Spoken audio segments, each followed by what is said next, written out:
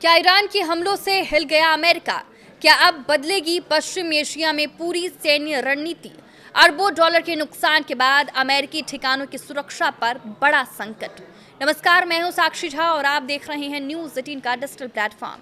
Iran और America के बीच भले ही युद्ध अब थम गया हो, लेकिन इस संघर्ष की असली कीमत अब सामने आ रही है।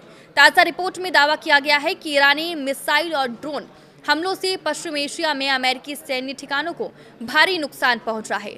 सबसे बड़ा झटका बहरीन में मौजूद अमेरिका के रणनीतिक नौसैनिक अड्डे को लगा है।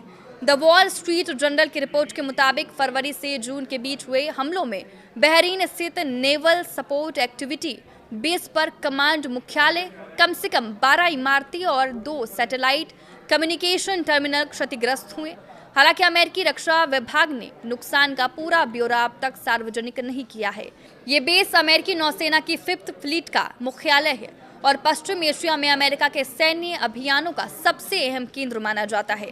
अमेरिकी सेना का दावा है कि हमलों के बावजूद किसी बड़े सैन्य अभियान पर असर नहीं पड़ा, क्योंकि अधिकतर सैनिकों को पहले ही सुरक्षित स्थानों पर भेज दिया गया था। रिपोर्ट के अनुसार सिर्फ बहरीन ही नहीं बल्कि पूरे क्षेत्र में कम से कम 20 अमेरिकी सैन्य और राजनयिक ठिकानों को भी निशाना बनाया गया। इसके बाद अमेरिका अपनी सैन्य रणनीति की व्यापक समीक्षा कर रहा है। अमेरिकी अधिकारियों के मुताबिक कई बड़े बदलावों पर विचार किया जा रहा है। इनमें बहरीन बेस का नया डिजाइन तैयार करना, कुवैत और सऊदी अरब में सैनिकों की संख्या घटाना, कुछ सैन्य गतिविधियों को पश्चिम की ओर स्थानांतरित करना और कमांड सेंटर को भूमिगत बनाना शामिल है। इतना ही नहीं, कुछ सैनिक क्षमताओं को इजराइल शिफ्ट करने का विकल्प भी चर्चा में है।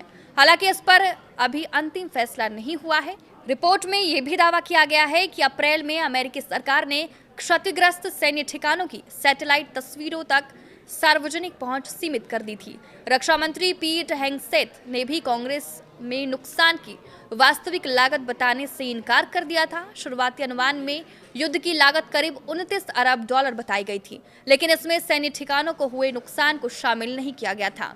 अब सवाल यह है कि क्या ईरान के इन हमलों के बाद अमेरिका पश्चिम एशिया में अपनी पूरी सैन्य रणनीति बदल देगा? रिपोर्ट के मुताबिक केवल बहरीन स्थित एनएसए बेस के पुनर्निर्माण पर करीब 40 करोड़ डॉलर खर्च हो सकते हैं, जबकि पूरे क्षेत्र में अमेरिकी ठिकानों को हुए नुकसान का अनुमान 2.2 अरब से 5.1 अरब डॉलर के बीच लगाया गया है। ये जानकारी मुख्य रूप से द वॉल स्ट्रीट जर्नल और CIS के आकलनों पर आधारित है। अमेरिकी रक्षा विभाग ने इस सभी दावों की स्वतंत्र रूप से पुष्टि नहीं की है।